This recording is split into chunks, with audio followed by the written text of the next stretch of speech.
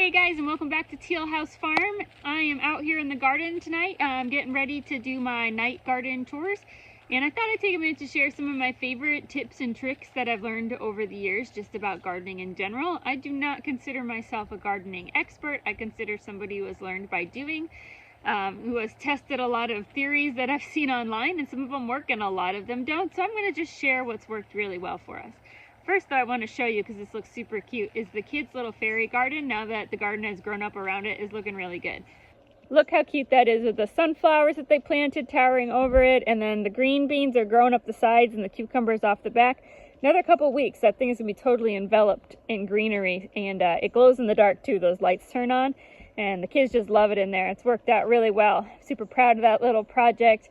That's an old hay storage thing that we made out of an old movable chicken coop, and it has stood the test of time. This is its fourth repurposing. It has also been a greenhouse, so that looks really cute though.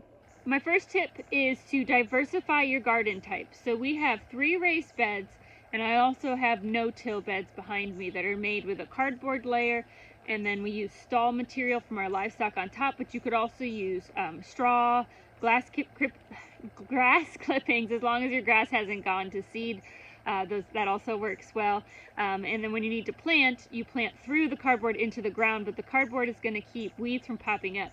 It is basically July. It's the very end of June, and I have not weeded my garden at all. I've mowed around it, trimmed around it, but actually inside the garden where the plants are, I have done 0 weeding, and it's still in really good shape. So it is 100% worth the effort, if you're physically able to set up a no-till bed. And then I keep the raised beds because I feel like there's certain plants like root vegetables, potatoes, carrots, radishes that for me just do better in a raised bed because our ground is really clayey, and even though the no-till bed will improve the quality of our ground, it's not going to build that much good dirt in a couple of years. That's a really long process. So getting some things up out of the ground is going to help them do better. When it comes to squash plants, there's lots of things you can do to help with squash bugs. You can do some companion planting with like marigolds, mint, other really potent smelling spices tend to ward off squash bugs a little bit. You can try neem oil, that sometimes works, but really honestly the best way to beat the bugs is to come out twice a day, pick them off your plant and drown them in some soapy water. If they don't have time to lay eggs on your plant, they don't have time to damage the plant. Now, that being said, I've also found that waiting a while to planting later in the season makes a big difference because the squash bugs have already made their home in my neighbor's garden and they're not as interested as coming over here. So for us, I could plant squash starting mid-April, but I don't. I wait until June, and that makes a big difference. Yes, you do end up with less over time since you're not growing your squash as long. But I'd rather do that and not have as big of a battle than plant earlier. Next, as I've said before, I feel like root vegetables do better in raised beds for me. I also don't hill up my potatoes. So talking about root vegetables, while they're in the raised bed, you could hill them up by adding more material on top of them. I keep an eye on them, make sure there aren't any potatoes poking through the ground, but typically if you plant them deep enough in here, it's not going to happen. I haven't found that actually hilling them up really increases my yield that much. That's just my personal experience. It may have to do with the types of potatoes I'm growing. I'm growing potatoes from store-bought russet potatoes. But the amount of effort I've put in over the years into growing potatoes and hilling them up really well versus just plopping them in a raised bed, I actually get more this way than all that work I was doing before. I don't spend money on fancy tomato cages or cattle panels or anything like that for my tomatoes. I just use what I can find. These tomatoes are held up, you can kind of see here. It's just by sticks that fell off the tree. I just make sure they're long enough I can get them in the ground nice and deep. And then I tie them with whatever's handy. Usually that's baling twine. This time it's some yarn the kids left laying around downstairs, so I grabbed it.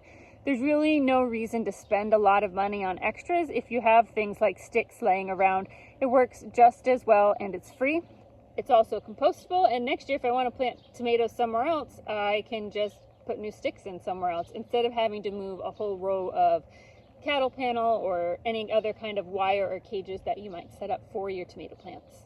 I plant my green beans in a messy pod. I do not do rows anymore. I find that this is more effective. And yes, they are really tight together. Let's see if I can get a better angle here.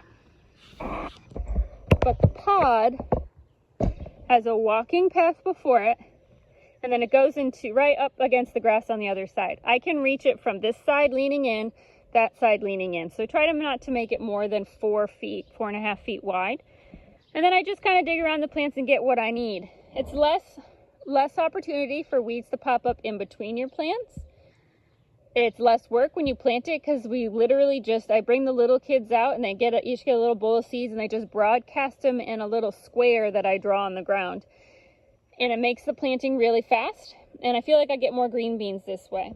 I also diversify my green beans, so we have some bush beans and we have some pole beans.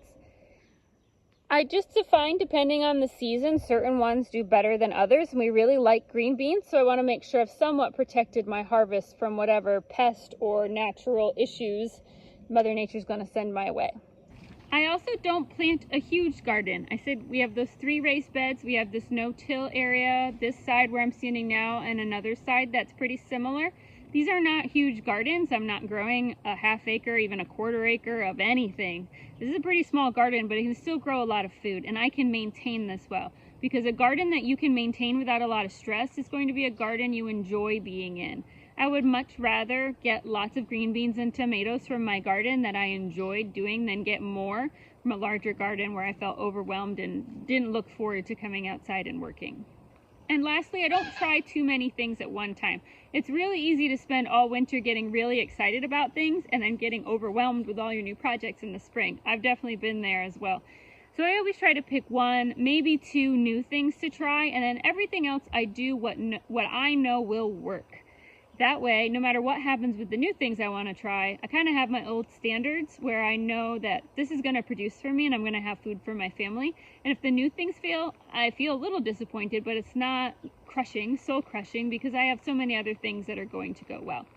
So for this year, the new things that we tried were this archway, which used to be a greenhouse. I turned it into the fairy garden with an archway, and this seems to be working really well. Obviously, this is not new plants, but kind of a new practical theory, so I expected it to work. There weren't too many surprises. And I've also tried growing my squash, my zucchini squash, inside a raised bed, and I hadn't done that before. I was worried about them being too compacted and not having enough space. So far, they seem to be doing really well, and I definitely will agree with the people who say that it is easier to take care of them because you can easily see under the leaves when they're up high off the ground. And so that's working out well. We'll see how the end of the season goes, see whether or not they kind of smush each other in too much and make it too difficult to get in there and look for squash bugs, but so far so good. But those are just the 2 new things I tried. Didn't go crazy, didn't get overwhelmed, picked simple things. Maybe next year I'll try growing a new vegetable I've never grown before. I've always kind of wanted to try artichokes, but I've never done it. And so maybe next year something like that will be my new thing, but we'll keep it to 1 or 2 so that we don't get overwhelmed. That's all I have for you today. Pretty short and sweet.